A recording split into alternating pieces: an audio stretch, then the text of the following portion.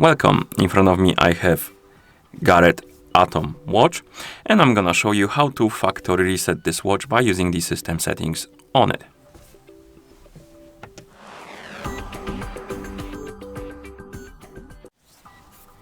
Before we start, if you want to factory reset your watch, make sure that the battery level on your watch is at least above 20 or 30%, because if the battery dies during the resetting process, it might damage your watch.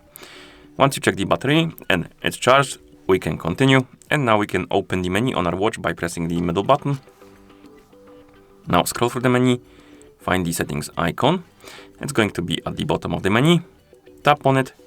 Here, scroll through the list of options and look for the option called the system. And once you find it, tap on it.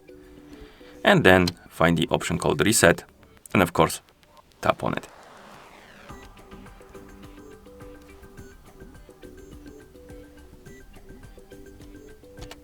Okay, and once you tap on reset, you can tap on the check mark to confirm. And of course, be aware that if you reset your watch, it will remove all of your settings and data from your watch.